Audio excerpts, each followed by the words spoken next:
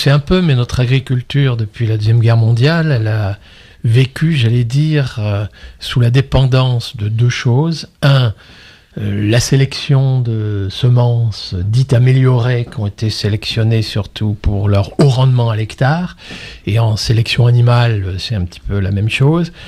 Et rendement par vache, rendement par bête et autres. Et en aval, par une agro-industrie qui a exigé des agriculteurs des produits de plus en plus standards.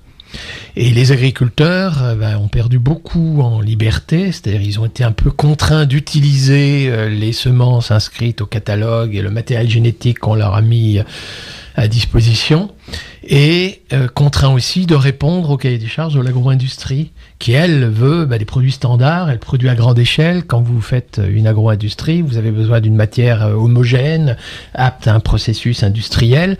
Les agriculteurs donc ont été un petit peu contraints de produire des choses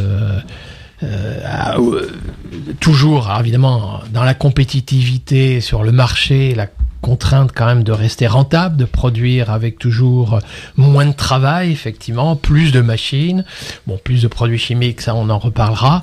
C'est pas tant accroître les rendements, la productivité du travail compris, elle s'est accrue surtout en produisant avec moins de gens. Ça a été l'exode rural, ça a été des gens qui ont été contraints de partir, souvent prématurément, vers la ville.